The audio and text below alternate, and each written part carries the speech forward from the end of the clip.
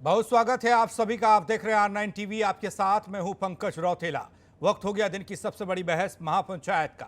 पहले ठंड सितम ढा रही थी, अब बारिश भी होने लगी है। ठंड और बारिश के बीच दिल्ली बॉर्डर पर किसान आंदोलन को 40 दिन हो गए। इधर एक बार फिर बातचीत हो गई, लेकिन बातचीत में कुछ नहीं निकला। साथ ही एक और तारीख तय हो गई। अब सबसे अहम सवाल यह है कि क्या सरकार के साथ किसानों की होने वाली अगले दौर की बातचीत के बाद आंदोलन खत्म हो जाएगा। किसान संगठनों ने बातचीत फेल होने पर आंदोलन तेज करने का ऐलान भी किया है और साथ ही किसानों का यह भी कहना है कि कानून वापसी नहीं तो घर वापसी नहीं। अब कौन कहां खड़ा है, चर्चा के जरिए जानने की कोशिश आज करेंगे। चर्चा को आगे बढ़ाएंगे R9 टीवी के editor in chief Amitabh Agnihotri ji. स्वागत सर आपका। धन्यवाद। तो तारीख पर तारीख की तर्ज पर फिर से एक और नई तारीख तय हो गई। मेहमान हमारे साथ जुड़ चुके हैं, कुछ थोड़ी देर में जुड़ जाएंगे। उनसे आपका परिचय करा दें। नवीन श्रीवास्तव जी बीजेपी से, हिलाल नकवी जी कांग्रेस से, नाहिद लारी खान समाजवादी पार्टी से, रोहित अग्रवाल जी रालोद से, हरिनाम सिंह भारतीय किसान यूनियन से, अमिताभ अग्निहोत्री जी। इस चर्चा को आगे बढ़ाएंगे। सर, तारीख पर तारीख, लेकिन समस्या का समाधान होता दिख नहीं रहा है। कौन कहां पर खड़ा और आखिर पेच कहां फंसा है? नहीं पंकज जी, मुझे लगता है अब स्थिति खिन्नता के बिंदु तक पहुंच गई। ये बात ठीक है कि लोकतंत्र में संवाद ही एकमात्र रास्ता है। इससे भी सहमत हूं कि संवाद से बेहतर और कोई रास्ता नहीं होता, न लाठी न डंडा। इससे भी सहमत हूं, लेकिन अनंत काल तक संवाद तब तो ठीक है, उस सूरत हाल में चल भी सकता है जब दोनों पक्ष अपने अपने घरों से आ रहे हो मिलने, बात करने, और उसके बाद अपने अपने घरों को जाके आराम से रजाई में बैठ के खाना खा रहे हो। लेकिन अगर एक पक्ष इस भयंकर शीतलहरी में, इस प्रचंड शीतलहरी में सड़क पर है, तो तारीखों के बारे में चिंतन होना चाहिए। अरे सुप्रीम कोर्ट ने भी बहुत सारे मामले त्वरित गति से निपटाए कि नहीं निपटाए, और अयोध्या के मामले में उससे जटिल मामला तो कोई भारत ने देखा नहीं। उससे जटिल कोई विवाद भारत की आंखों ने नहीं देखा पिछले 5 शताब्दियों में, जितना बड़ा विवाद अयोध्या था।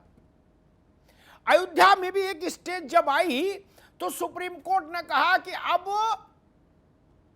इसमें दैनिक आधार पर चर्चा होगी और इसका फैसला करके ही कोर्ट अब विश्राम करेगी।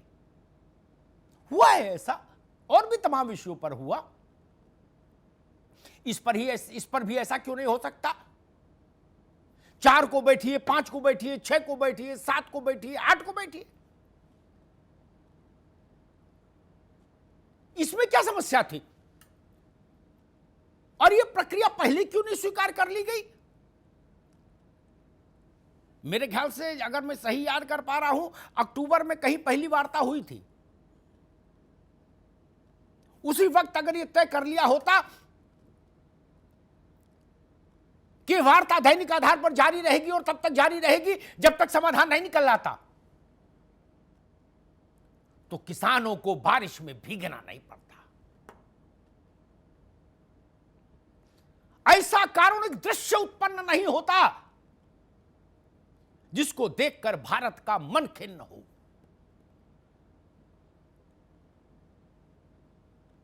अगर सबकी नीयत साफ है, सब अच्छा ही अच्छा करना चाहते हैं किसानों के लिए, तो फिर एक ही बार में, एक ही सिंगल स्ट्रोक में वार्ता को क्यों नहीं जारी रख लिए?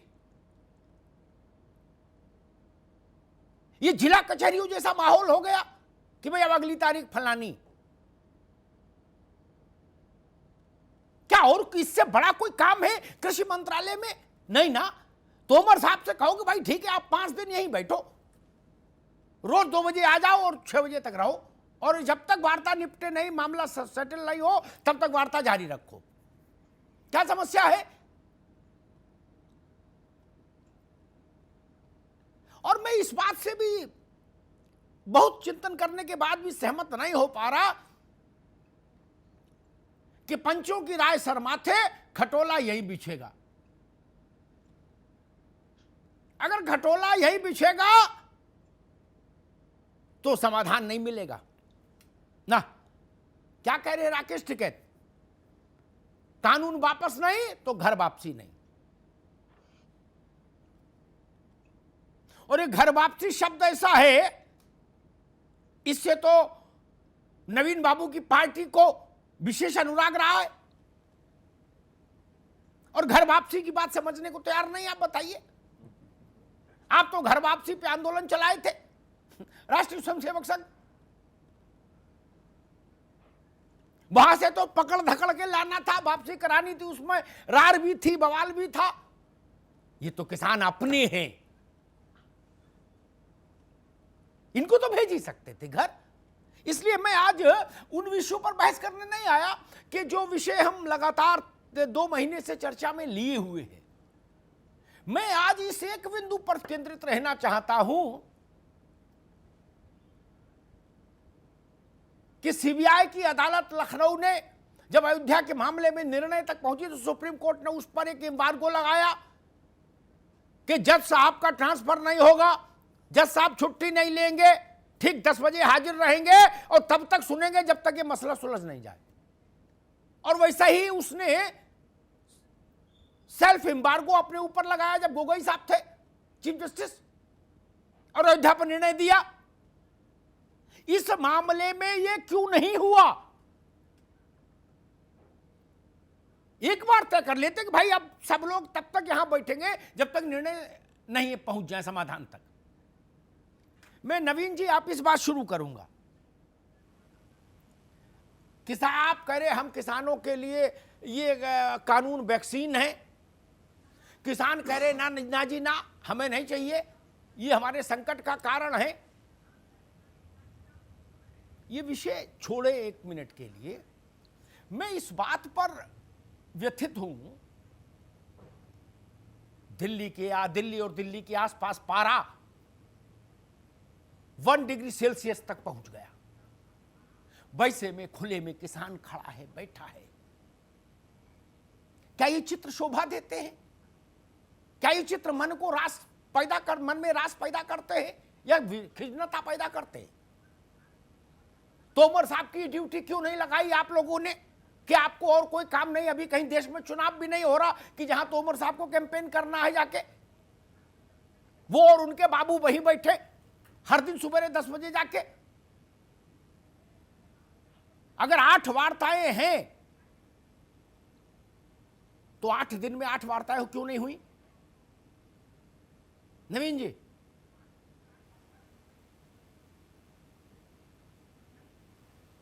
नहीं, निश्चित रूप से सबसे पहले तो अमिताभ जी, जिस प्रकार से वहाँ पर हमारे किसान बैठे हुए हैं और जो तस्वीरें सामने आ रही हैं वो किसी के लिए भी अच्छी नहीं है। सबको जिद तोड़नी चाहिए, चाहे वो किसान हो चाहे सरकार हो। और आपने भी बहुत अच्छी बात कही कि माननीय सर्वोच्च न्यायालय ने बहुत सारे मुद्दों को स्वतः संज्ञान में लेके जिस प्रकार से चीज़ें की थी, तो सर्वोच्च न्यायालय और सभी भी जिम्मेदार पक्षों को इसमें आगे बढ़ के शीघ्र इसमें निर्णय करना चाहिए।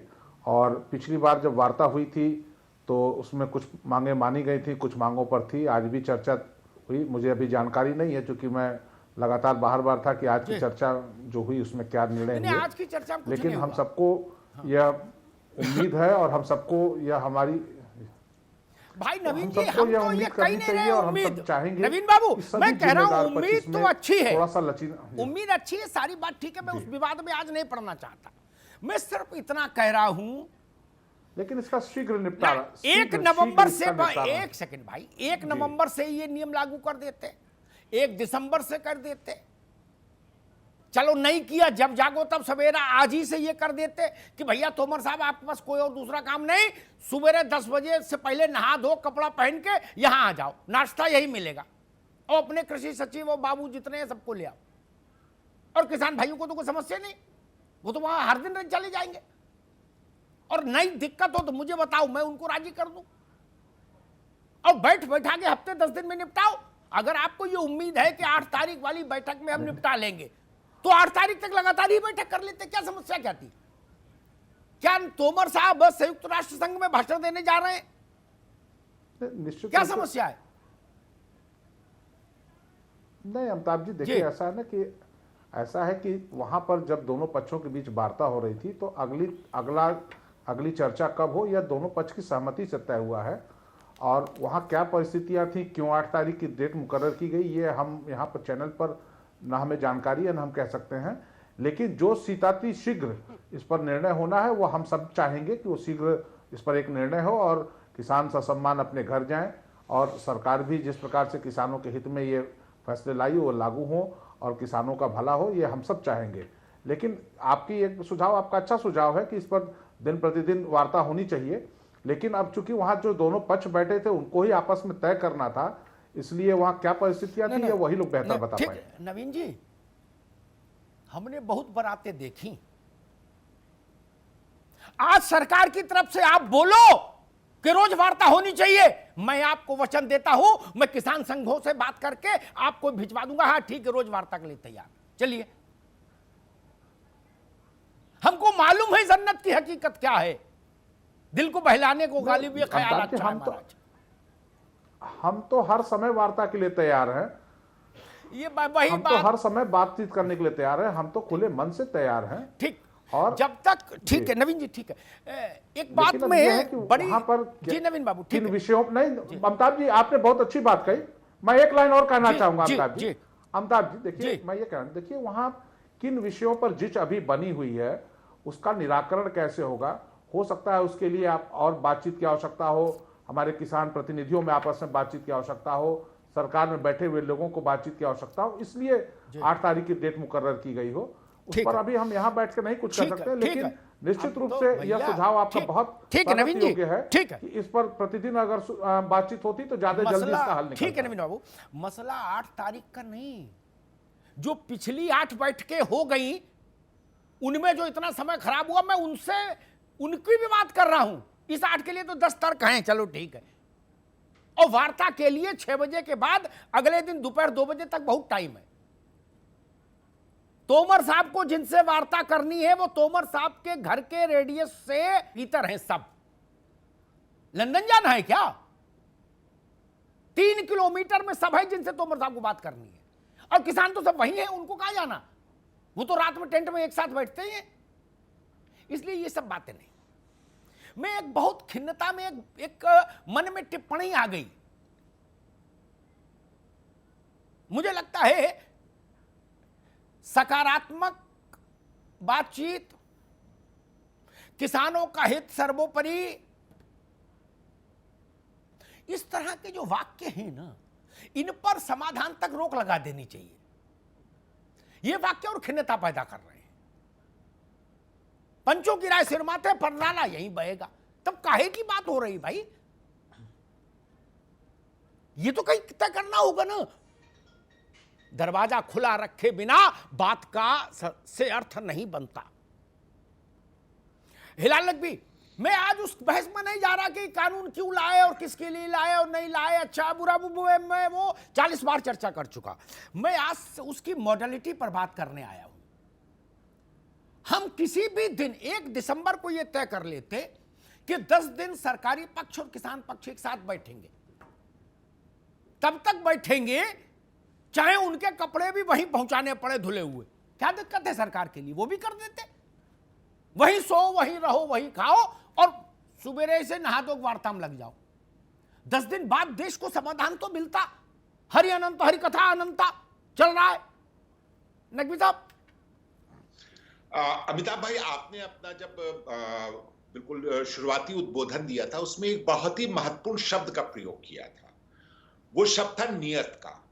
देखिए, अगर नियत साफ नहीं होती है तो वार्ताएं कभी भी सफल नहीं होती। अगर हमारी नियत खोटी है, हमारी नियत में खोट है, तो हम किसी भी वार्ता में जाएंगे, जाहिर सी बात है दूसरा पक्ष जो है वो भी कुछ ना कुछ तो समझ रखता ही है।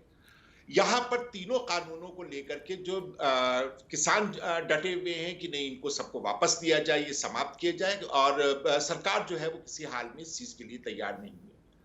किसान समझ रहा है कि अगर कोई भी इसके अंदर रह गया, कोई सा भी इसमें अगर एक्ट रह गया तो निश्चित रूप से वो किसानों के लिए हानिकारक होगा। और सरकार भी ये समझ रही है कि एक दफा अगर न्यूनतम समर्थन मूल्य दे दिया तो फिर उससे कॉन्ट्रैक्ट फार्मिंग जो है वो खत्म हो जाएगी, क्योंकि उसके अंदर न्यूनतम समर्थन मूल्य आना ही होगा।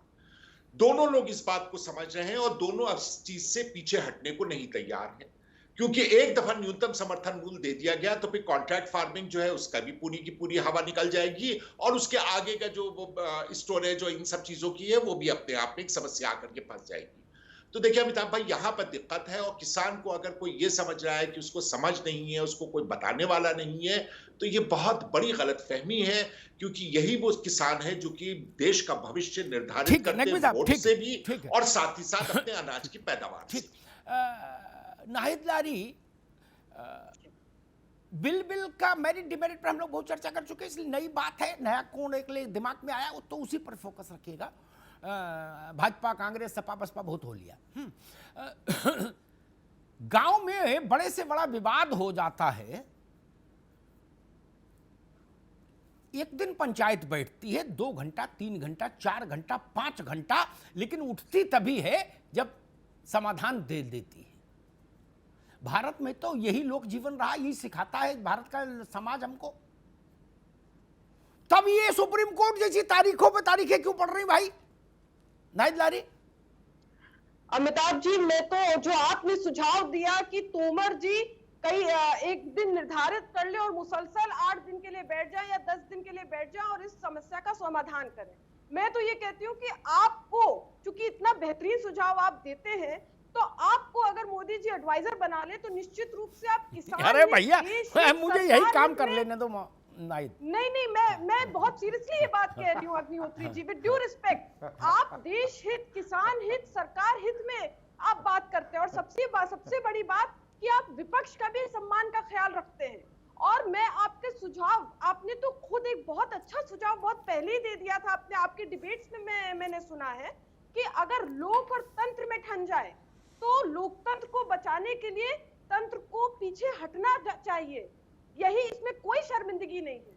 तो मैं समझती हूँ कि बीजेपी सरकार, मोदी सरकार को ये बात को समझना चाहिए कि अगर 2 कदम पीछे हट जाएंगे तो इसमें कोई शर्मिंदगी नहीं है। और माननीय सुप्रीम कोर्ट ने भी बहुत उचित सुझाव दिया जो देश हित, किसान हित और सरकार हित में था, कि कानून को होल्ड करे और वो कमिटी बनाए जिसमें सब लोग शामिल हों। लेकिन ये सोई हुई सरकार है, ये इस इतने बेहतरीन सुझाव के बाद भी ये सोती रही। तो ये इनसे उम्मीद करना कि ये लगातार बैठकर वार्ता करेंगे किसानों के साथ, ये मैं नहीं समझती कि ये बात को मानेंगे। इस कड़ाके की ठंड में जहां मौसम विभाग मुसलसल अलर्ट कर रहा है कि अभी और ठंड बढ़ेगी, अभी और बारिश होगी, इन्होंने 4 दिन तारीख और बढ़ा दी। अब आप देखिए कि यूं ही 50 किसानों की मृत्यु हो चुकी है। क्या ये बीजेपी सरकार चाहती है कि अभी 15-20 किसानों की और जाने जाए? तो इस पर निश्चित रूप से इनको गंभीरता से सोचना चाहिए। ठीक, मैं रोहित अग्रवाल के पास चलूं, उससे पहले मुझे एक बात याद आती है नवीन जी, 7वीं चरण की जब वार्ता हो रही, जिस दिन हुई थी, उस दिन भी हम इस मंच पर इसी विषय पर चर्चा कर रहे थे। तो मैंने बहुत भावुक मन से एक बात कही थी, कानून सही है गलत है चूल्हे में डालो, नाक की लड़ाई है, काय की लड़ाई है, आप जानो। लेकिन जो 35, 40, 50 किसान काल के गाल में समा गए, उनके लिए श्रद्धांजलि का शब्द तो आना चाहिए। मुझे संतोष है कि आज कम से कम वो बात जरूर पूरी हो पाई। 8वीं, बाकी तो कुछ नहीं निकला आज की बैठक में, लेकिन उतना तो किया। लेकिन खेद का विषय है, इसके लिए भी बताना पड़े, इसके लिए भी बताना पड़े और बोलना पड़े। किसान संघों से हमारी ना इत्तेफाकी हो सकती है, असहमति हो सकती है, मतभेद हो सकते हैं, लेकिन जो लोग काल के गाल में समा गए, उनके लिए हमारी आंख तो नम होनी चाहिए। मेरे बोलने के बाद आज 2 मिनट का मौन रखा गया। क्या सत्ता को ये पहले नहीं करना चाहिए था?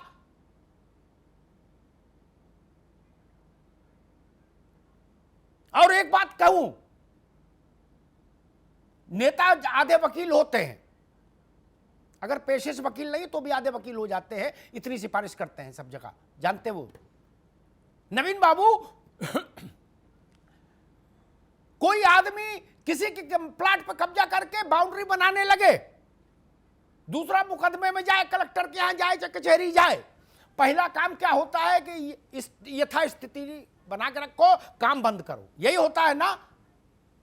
कोई पंचायत आपने ऐसी देखी जिसमें कहा हो कि भाई वीर तुम बढ़ाए चलो, तुम अपना काम हाँ। किए रहो, हम पंचायत करेंगे? नहीं, जो हो रहा है उसको होल्ड किए बिना पंचायत के लिए कोहेसिव एटमॉस्फेयर नहीं बनता। मैं सिर्फ ये कह रहा हूं, इस बात को समझिए। बाद में आपकी बात से सब लोग सहमत हो जाए तो लागू हो जाएगा। होल्ड करने में क्या समस्या थी? खैर, रोहित अग्रवाल, वही मसला, गांव में जो स्कूल नहीं गए हमारे बड़े बूढ़े ज्यादा, या स्कूल गए तो कॉलेज नहीं गए,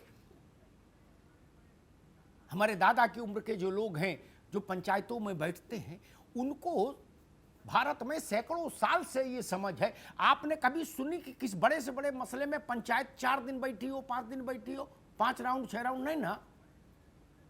जो कुछ होना है एक ही बार हुक्का सुलगाया और हुक्के की आंच जब तक थमे तब तक समाधान हो गया। वैसा क्यों नहीं कर पाए हम लोग, जो भारत हमको सिखाता है, भारत का ग्रामीण परिवेश हमको सिखाता है? रोहित अग्रवाल,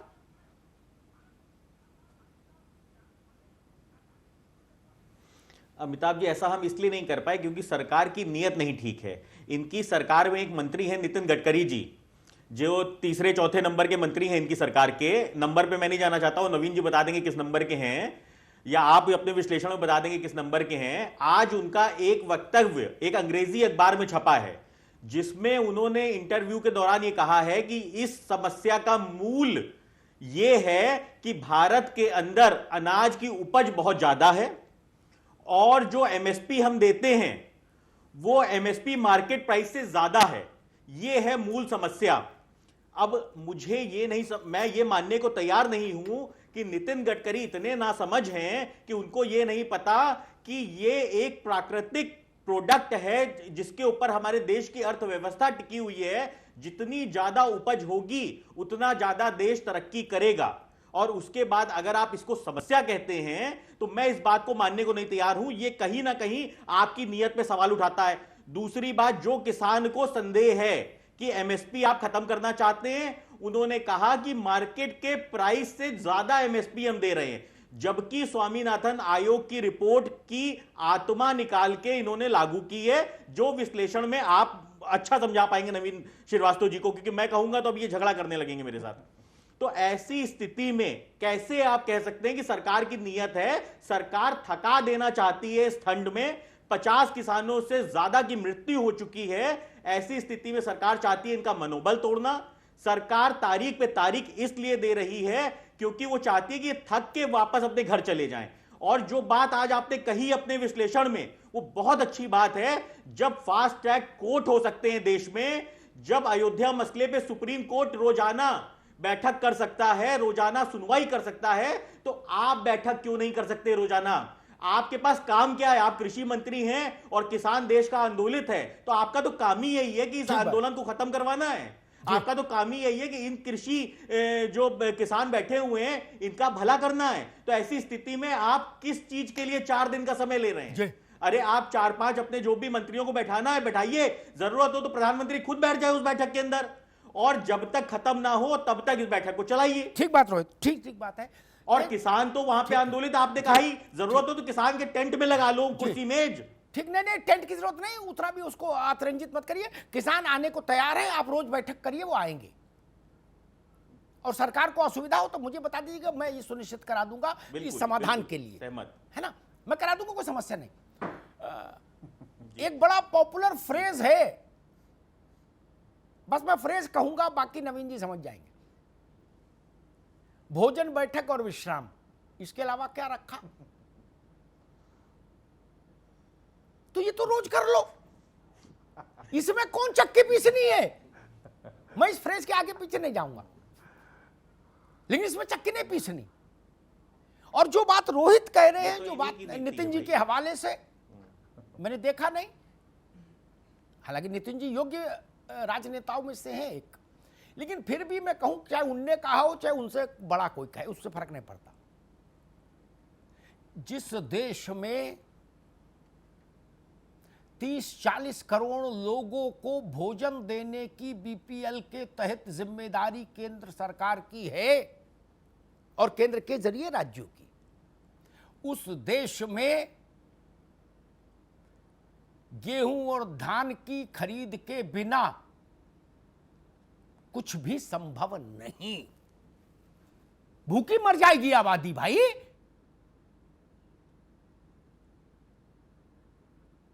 और जिन लोगों को गलतफहमी है वो अपने मस्तिष्क के वातायन खोल ले, खिड़कियां। नवीन बाबू, ये जो कोरोना का 6 महीना रहा पीक पीरियड, जिसमें हमने भारत ने कहा कि हम 80 करोड़ लोगों को अन्न की कमी नहीं होने देंगे, वो कहां से कहा? वो हजरतगंज से खरीद के लाए थे क्या शक्ति भोग आटा? नहीं ना, नहीं ना। वो वही था जो लाल बहादुर शास्त्री जिसकी नींव डालकर गए थे, उसी के लिए एफसीआई बनी थी। और अभी भारत उस स्थिति में नहीं पहुंचा कि रोटी का मामले से सरकार हाथ झाड़ ले। इस गलतफहमी में कोई नहीं रहे। बहुत तेज भी तरक्की करोगे तो भी अभी 20 साल कम से कम रोटी के मामले में सरकार को पड़ना होगा, वरना इस देश की एक बड़ी आबादी भूखी मर जाएगी। हम लोग अपने जैसा समझते हैं क्या सबको कि भूख लगी तो पिज्जा मंगा लिया है जोमेटो से, और कोक भी मंगा लिया साथ में। वो लोग कौन है जो राशन की दुकान पर धक्के खा रहे हैं? कौन लोग हैं वो? उनको कहां से खाना मिलेगा? जो भी लोग ऐसा सोचते हैं, मुझे उनकी चिंतन क्षमता पर संदेह होता है। ये पाप हो जाएगा, पाप। इतनी बड़ी आबादी किसके सहारे जिएगी? कर दीजिए सबको समृद्ध। जितने बीपीएल वाले हैं सबको कह दीजिए कि भाई 15,000 रुपया महीना तुम्हारे परिवार को हम देंगे, सरकार देगी। बंद कर दीजिए राशन की दुकानें, बिल्कुल बंद कर दीजिए, ताला डाल दीजिए, एक दाना अनाज सरकार ना खरीदे। मैं साथ हूं। लेकिन ये कह दीजिए कि 30-40 करोड़ आदमी के हर परिवार के घर में 20,000 15,000 रुपया महीना हम भेजेंगे, इससे बाजार से खरीदो, मस्त रहो, कोई दिक्कत नहीं। लेकिन ये संभव नहीं है, इसलिए हमको ये व्यवस्था अभी जारी रखनी पड़ेगी। नवीन बाबू, हम लोग जिस ग्रामीण परिवेश से आए वहां हमने देखा बड़े से बड़े मसले, पंचायत में बैठे लोग, गांव इकट्ठा हुआ, और काका चाचा वाली जो पंचायत है वो तब उठी जब समाधान दे दिया। नहीं, कोर्स ऐसा करके दिखा चुके हमको। अयोध्या जैसे मसले पर ऐसा हो गया, ये तो छोटा मसला है, ये अयोध्या जितना पेचीदा तो है नहीं। आप लोग क्यों नहीं ड्यूटी लगा दिए तोमर साहब की? बताओ नवीन जी।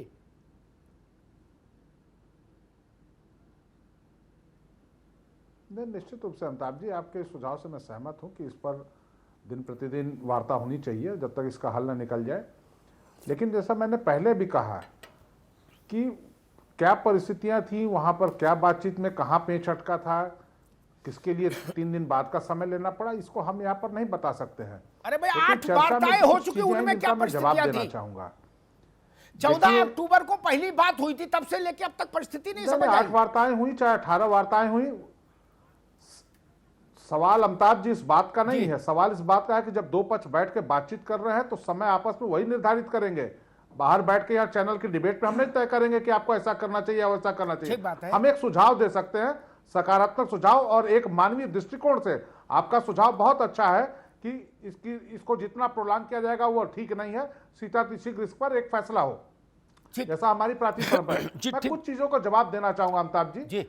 जैसे एक चर्चा आई एमएसपी की, फार्मिंग की, और ये जो हम बीपीएल के माध्यम से देते हैं। देखिए, निश्चित रूप से हमारी ये बीपीएल सिस्टम और माननीय मोदी जी की सरकार की एक राष्ट्र एक राशन कार्ड की योजना की सफलता ही थी कि इस कोरोना संक्रमण काल में, आर्थिक आपदा में करोड़ों की संख्या में आप्रवासी दूसरे जगहों पर गए और वहां उन कार्ड का लाभ लेकर उनको राशन मिला। कोई सरकार इसको खत्म नहीं करने जा रही है। हमारी सरकार ने भी स्पष्ट किया कि न हम एमएसपी खत्म करने जा रहे हैं, न हम इन चीजों को खत्म करने जा रहे हैं। लेकिन फिर भी हैं कुछ चीजें। मैं इस पर आप इतनी बार डिबेट कर चुके हैं, मैं बार बार उन शब्दों को नहीं दोहराना चाहता हूं। एक चर्चा हुई, हमारे मित्र ने कहा, किसी ने कहा कि वो स्वामीनाथन कमेटी की रिपोर्ट की आपने आत्मा निकाल ली। मैं उनको बताना चाहता हूं कि 8 अगस्त 2018 को स्वामीनाथन जी ने जो टाइम्स ऑफ इंडिया में इंटरव्यू दिया था उसको जरा आप पढ़ लीजिए। स्वामीनाथन जी ने जो कहा था, जिस पर बार बार चर्चा हमारे किसान मित्र भी करते हैं, कि लैंड की डेप्रिसिएशन वैल्यू नहीं आप ऐड करते हैं। तो मैं कम पढ़ा लिखा हूं, मैं तो ये जानता हूं कि डेप्रिसिएशन तो जो अचल चीजें होती है उनके नहीं, चल संपत्ति की होती है।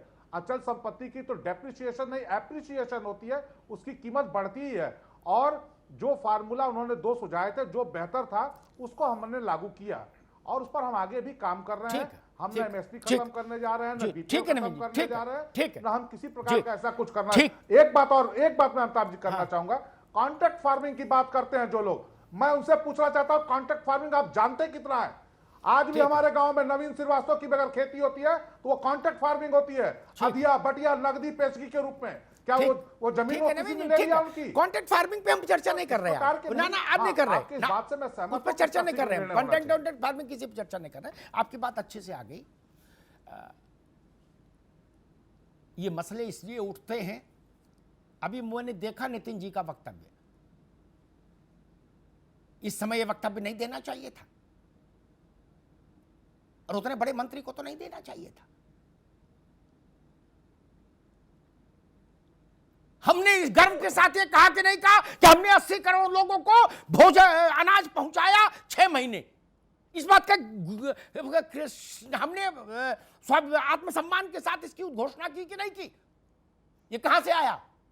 ये सरकारी खरीद थी इसलिए आया। हर वक्त ज्ञान अच्छा नहीं होता, कई बार ज्ञान गलत समय पर दे दिया जाए तो रस्सी बन जाता है गले में। राकेश टिकैत जी जुड़े हैं हमारे साथ, भारतीय किसान यूनियन के प्रवक्ता और मुखर आंदोलनकारी। राकेश जी, मैं ये कह रहा था कि अयोध्या के मसले पर सुप्रीम कोर्ट ने रोज सुनवाई की, बोले जब तक मसला सुलझ नहीं जाएगा आखिर तभी इसको बंद करेंगे। ये किसानों की वार्ता में ऐसा क्यों नहीं हुआ? अभी मैं भाजपा के मित्र से यही कह रहा था कि भाई तोमर साहब से कहते कि 10 दिन आप रोज 10 बजे आ जाओ विज्ञान भवन और शाम को 6 बजे जाओ, जब तक इसका मसला समाप्त ना हो जाए। तब शायद कम से कम इतना तो होता कि ठंड में हमारा किसान भाई नहीं बैठा होता ना। इन्हें लंबा चलन दो जी। हम भी फरवरी में जब बजट आएगा जी, तो बजट पे विपक्ष को भी तो देखना है ना, वो कितना हंगामा काटता है। हाँ, विपक्ष को भी तो देखेंगे, सत्ता पक्ष को विपक्ष को भी, दोनों को देखेंगे। और बजट में देख ही लेंगे, बजट आवेगा, बजट में तो पार्लियामेंट में सब लोग आवेंगे। हाँ, लंबाई चलन दो। किसान क्या कोई इतना कमजोर है कि जल्दी निपटाना चाह रहा? इधर लंबाई चलन दो जितना इधर चलाना। नहीं राकेश जी, मतलब मेरा मानना है कि अगर हम दोनों पक्ष चाहते हैं कि भाई समाधान, सरकार कह रही है हम सकारात्मक है तो हफ्ते भर इकट्ठा बैठ लो ना, निपट जाए। सरकार नहीं चाह रही अभी। हाँ। हमने कहा कि भाई जी कोरोना की दवाई मिलेगी, इस किसान की भी दवाई बता रहे, इसे भी ले लगे तो आराम मिलेगा सरकार को। हाँ। दवाई हम बता देंगे। हाँ। तो ना दवाई बता दी हमने। आज क्या तो रहा बैठक में? आज बैठक में 3 बिल पर बातचीत हुई जी, और वे बिंदुवार बात करना चाहते थे। हमने कहा कि ना बिंदुवार बात नहीं करते, आप इसको वापसी ले लो। हाँ। तो उन्होंने कहा कि ठीक है हम सलाह कर ले, और जब किसान, देश का किसान ये चाह रहा है कि वापसी ले ले, सब एक मत से ये चाहते हैं, तो हम इस पर सलाह कर ले और बताएंगे, तो बिल ही वापसी लेना पड़ेगा इनको। यही किसान के इसकी दवाई है इनके हमारे पास में। और एमएसपी पर आज क्या चर्चा हुई? एमएसपी पे भी उसी दिन चर्चा होगी, 8 तारीख में। 8 को ना? 8 को, दोनों 8 तारीख को चर्चा होगी जी। तो पहला साल का पहली मीटिंग हुई, तो मगर भाई किसान को नाराज मत करो, किसान यहाँ से हटेगा नहीं, गोली चलती रहेगी, किसान मरता रहेगा, घर नहीं जाएगा वापसी। हाँ। और हम तो जानेंगे नहीं, जब हम नहीं जा सकते घर वापसी तो किसान ही कैसे चले जाएगा? किसान वापसी नहीं जाएगा, कोई जत्थाबंदी वापसी नहीं जाएगी। ये देश के किसानों का वो है। जी और देश की जनता ना वोट दी ना, किसान ने वोट दी। अगर किसान ने एक चीज कह रहे उसको अपने दिल पर लगा लिया है तो सरकार को वापसी ले लेना चाहिए। भाई कोरोना की दवाई ये नहीं आ रही है अमेरिका से, और किसान की दवाई तो हम बता देंगे, उसका इलाज करो, सरकार को ठीक फायदा देगी। अगर सरकार को आराम ना मिला तो बताइए। हाँ, लेकिन दवाई समझ में भी तो आनी चाहिए सरकार को। दवाई आगे समझ में। हाँ चलिए आगे आप, समझ में आ गई मुझे। ठीक है साहब, बहुत बहुत धन्यवाद। ईश्वर करे धन्यवाद। समाधान निकले। नकवी साहब जी मसला हुई जब सब कह रहे किसान हमारे हृदय में बसता है, तो जब हृदय में बसता है तो काहे का संघर्ष है, काहे का टकराव है। बहुत बार कानून वापस हुए देश में, संविधान बदला गया देश में। कानून तो छोटी चीज, हमने संविधान में 100 से ज्यादा संशोधन किए अब तक इसी पार्लियामेंट ने। संविधान से बड़ी चीज है क्या कोई? हिलाल नकवी। अमिताभ भाई, हम फिर वहीं के पर पहुंचेंगे जो आपने पहला अपना ओपनिंग अप जो स्टेटमेंट दिया था कि अगर नियत साफ नहीं है तो इसके ऊपर कभी हल नहीं निकलेगा। सरकार को साफ नियत के साथ आए और किसानों की जो तकलीफें हैं उनको वास्तव में समझे। एक दफा ये बिल आप हटा दीजिए, किसानों के साथ बैठिए, बात कीजिए, उनसे दोबारा मशवरा कीजिए और उनसे पूछिए कि क्या दिक्कत है और आप दोबारा बिल ले आइए, क्या दिक्कत है इसके लिए। तो लेकिन इसके लिए नियत साफ होनी चाहिए। नियत नहीं साफ है सरकार की, और जब तक नियत सरकार की नहीं साफ होगी तब तक ये आंदोलन चलता रहेगा। जी नाहिद लारी, पिता ने एक लड़की पसंद कर दी लड़के के लिए, लड़का कह रहा हम शादी नहीं करेंगे। यहाँ पिता कह रहे सकारात्मक रूप से हम बातचीत के लिए हर वक्त तैयार हैं, लेकिन शादी इसी लड़की से करनी होगी। लड़का कह रहा फिर बातचीत किस पे करें? नाहिद लारी, मसला मुझे लग रहा है यहां पर अटका है। अग्निहोत्री जी, जिस तरह से 50 से अधिक किसानों की मृत्यु हो गई है और अनेकों किसानों ने आत्महत्या कर ली सरकार की बेरुखी के कारण, सैकड़ों किसान बीमार हैं और मौसम का प्रकोप है, बहुत कड़कड़ाती ठंड है और बारिश भी हो रही है। हम लोग तो समझ रहे थे कि शायद मोदी जी का दिल पसीजा होगा ये सब देखकर, और शायद आज की बैठक में वे स्वयं शामिल होंगे और इन तीनों किसान कानूनों को रद्द करेंगे और एमएसपी को लीगलाइज करेंगे। लेकिन ढाक के 3 पात वही पुराने सरकारी नुमाइंदे। मैंने स्वयं एक चैनल पर तोमर जी का बयान आज सुना जब वो मीटिंग से बाहर आए, तो उन्होंने कहा कि उनको कुछ भी करने और सोचने की स्वतंत्रता नहीं है। तो हमारा ये सवाल है कि ऐसे बंदिश वाले सरकारी नुमाइंदे का इस तरह की बैठकों में बैठने का क्या औचित्य रह जाता है? ठीक नहीं, ठीक बात है। अग्रवाल साहब, ये अच्छा नहीं होगा। 26 जनवरी भी आ रही है, उसका एक अपना महत्व है। मैं मतलब दोनों तरफ से मुझे अच्छा नहीं लगेगा। 26 जनवरी को किसान ट्रैक्टर मार्च निकालेंगे, वो नहीं निकलना चाहिए, लेकिन उनको रोकने के लिए बल प्रयोग होगा तो वो भी अच्छा नहीं लगेगा। क्या देश के लिए आवश्यक नहीं है कि उससे पहले समाधान हो जाए? रोहित जी।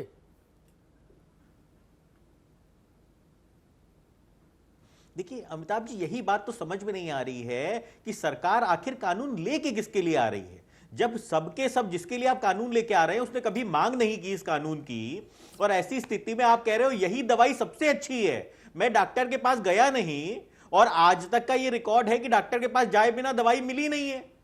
किसान कह रहा है हमें एमएसपी की गारंटी दे दो, उसका कानून बना दो, हम आंदोलन कर रहे हैं, वो आप दे नहीं रहे हो। आप कुछ नया नया दे रहे हो, कह रहे हो साहब ये बहुत अच्छा है। इसका मतलब कहीं ना कहीं आपकी मंशा में खोट है, कहीं ना कहीं आपने इस कानून के पीछे कोई और सौदा कर लिया है। ये कानून कहीं ना कहीं नाम से तो दिखता है कि किसान हितैषी है, पर अंदर के जो पन्ने जब पढ़ो कानून के तो ऐसा लगता है कि ये कुछ उद्योगपति मित्रों के हित में बनाया गया है। ऐसी स्थिति में अगर किसान आंदोलित है अपने हक के लिए, अपने भविष्य के लिए, अपने बच्चों के भविष्य के लिए अगर आंदोलन कर रहा है तो उसका आंदोलन कहीं से भी गलत नहीं ठहराया जा सकता। वो चाहे 26 जनवरी हो, वो चाहे बजट सेशन हो, वो चाहे 15 अगस्त हो। जी ठीक। उद्योगपतियों की बात रोहित कर रहे थे, उनकी तो जान खुद ही सांसत में आ गई। उनको भी ये इल्म नहीं होगा कि ऐसा टंटा गले पड़ेगा। कोई इधर चिल्ला रहा, कोई उधर चिल्ला रहा, रोता बिलखता। ये लोकतंत्र है, ये जनशक्ति का प्रभाव है। कोई सफाई में विज्ञापन दे रहा, कोई रिलीज जारी कर रहा कि ना ना हमसे कोई लेना देना नहीं भैया, हमें बख्शो। लोकतंत्र में लोक का इतना नियंत्रण चोर की होना दाढ़ी में चाहिए, तिनका। होना चाहिए तंत्र पर। नवीन बाबू, आखिरी टिप्पणी। सब व्यस्त हैं, बाबू भी व्यस्त हैं, तोमर साहब भी व्यस्त हैं, सब व्यस्त हैं, लेकिन सरकार से तनख्वाह पाने वाला, भारत सरकार की ट्रेजरी से तनख्वाह लेने वाले आदमी की तो ड्यूटी लगाई जा सकती है कि भाई 10 दिन और कोई काम नहीं, यहीं बैठो, इसी मसले को निपटा के आओ। नहीं, तनख्वाह तो सब ले ही रहे, देश सेवा तो कर नहीं रहे। अन्ना हजारे तो है नहीं, न जयप्रकाश और लोहिया है कोई। अभी राकेश, हाँ जी अमिताभ जी, अभी जी। राकेश टिकैत ने जिन बातों को रखा अभी बहुत सकारात्मक, बहुत अच्छी बातें थी, और हमें उम्मीद करनी चाहिए कि 8 तारीख ही इस मामले के पटाक्षेप का आखिरी दिन होगा। लेकिन एक चीज़ मैं कहना चाहूँगा, बार बार जो बातें आ रही हैं, डॉक्टर की अभी दी गई कि डॉक्टर ने क्या किया, डॉक्टर के पास गए नहीं। 20 वर्षों से इस प्रकार के कानूनों को ले आने पर चर्चा चल रही थी। सैकड़ों बार संसद की स्टैंडिंग कमेटियों की बैठक हो चुकी, दसियों बार विशेषज्ञों के साथ बैठक हो चुकी। कोई ऐसा नहीं है कि एकदम ऑल ऑफ सडन किसी पिटारे से निकाल के इस कानून को ले दिया गया। और दुर्भाग्य है कि समय समय पर जो राजनीतिक दल इस प्रकार की चीजों का समर्थन करते थे, आज अपने राजनीतिक फायदे नुकसान को देख के इसका पक्ष या विपक्ष कर रहे हैं। ऐसा नहीं होना चाहिए। लेकिन किसान सर्वोपरि है, हमारा अन्नदाता है, हमारी उसके साथ वार्ता चल रही है, हमारी नीयत अच्छी है, और किसान ने हमारी नीयत को लगातार 14 और 19 से देखा, परखा है, समझा है और हमारा साथ दिया है। हम भी किसान के साथ हैं, हमारा भी उद्देश्य है, कोई हम जिच नहीं करना चाहते हैं, किसान के हक में जो बेहतर है वो करना चाहते हैं, और उम्मीद की जानी चाहिए कि 8 तारीख को इस मामले का पटाक्षेप हो जाएगा। उम्मीद की जानी चाहिए। अमिताभ जी, संपादकीय टिप्पणी से प्लीज। नवीन भाई ने कहा, एक बात मेरी समझ में नहीं आती। नवीन भाई ने कहा कि भाई राजनीति में ऐसा नहीं होना चाहिए कि आप अवसर देख के अपनी भाषा बदल लो, नहीं होना चाहिए। लेकिन ये बात ना हिलाल नकवी बोल सकते ना नवीन श्रीवास्तव, ये हक केवल मुझे है। मैं उसका उदाहरण दे दूं। जो बात आज नवीन जी बोल रहे हैं मनमोहन सिंह की सरकार में इन्हीं कृषि के मसलों पर, वो बात हिलाल नकवी बोलते थे उतनी ही दृढ़ता से। और जो बात आज हिलाल नकवी बोल रहे हैं वो बात उस वक्त सदन में, लोकसभा में सुषमा जी और राज्यसभा में अरुण जी बोलते थे। गोल पोस्ट तो सबने बदले, उनने आपकी बाणी पकड़ ली, आपने उनकी बाणी पकड़ ली। बोलो सियापत रामचंद्र की जय। भैया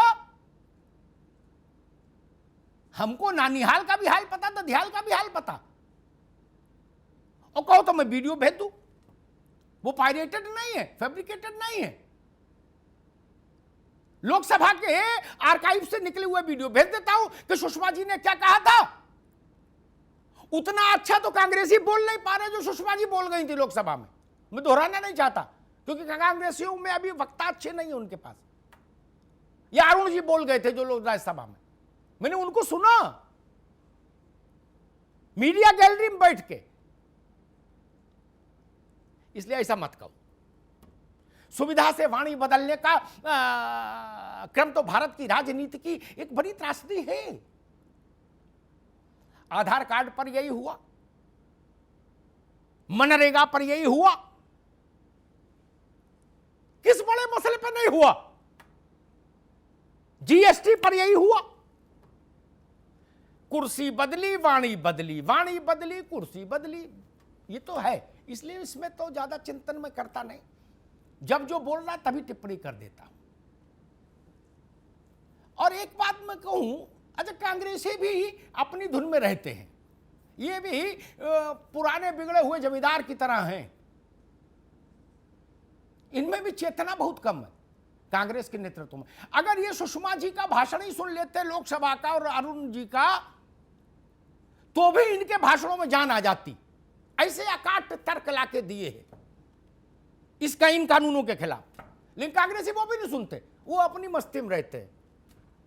जिसे नहीं वाजिद अली शाह वगैरह थे, है, बोले अम्मा हम निकल तो जाएं बाहर, लेकिन निकले कैसे? बोले क्यों? बोले जूती पहनाने वाला कोई नहीं, जूती तो पास रखी है, अर्दली आए तो जूती पहनाए।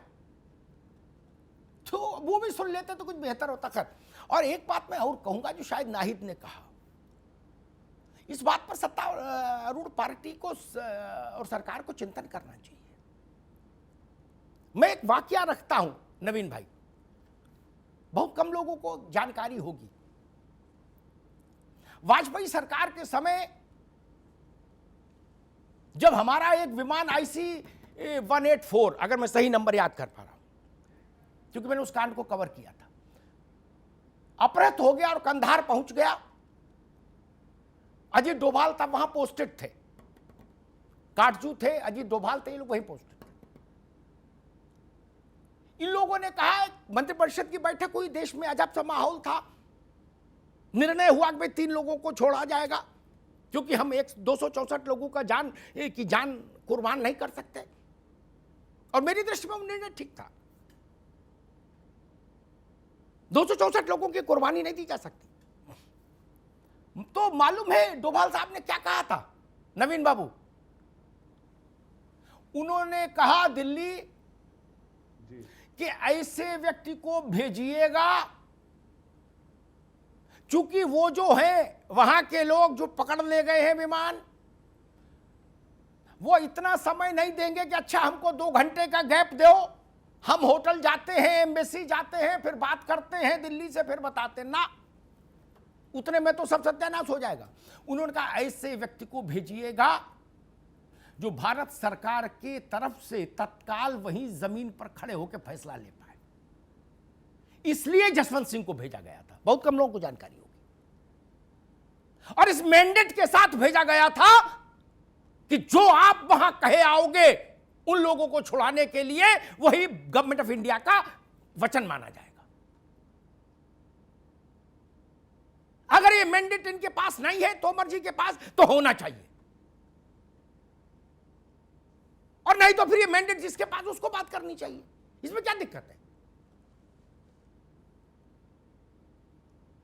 इसमें क्या समस्या है? कोई इसमें बड़ी बात है क्या? इसमें भी कोई लोचा है क्या? रार है?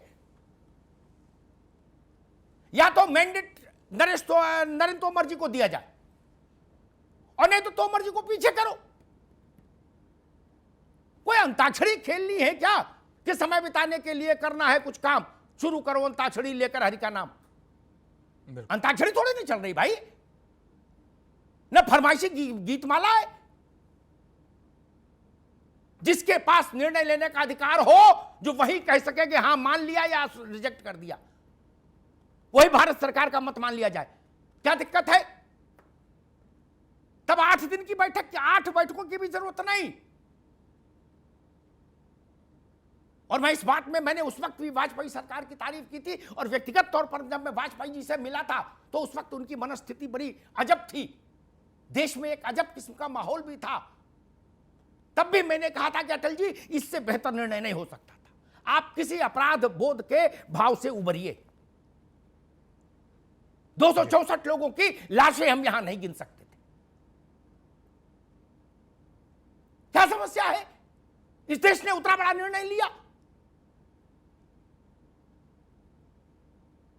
लेकिन जसवंत सिंह की भूमिका होनी चाहिए। फिर यह नहीं होना चाहिए कि अच्छा ठीक है हम बात करते हैं, अभी रुको, होल्ड करो, हम बाहर जाके बात करें, ये सब नहीं ना।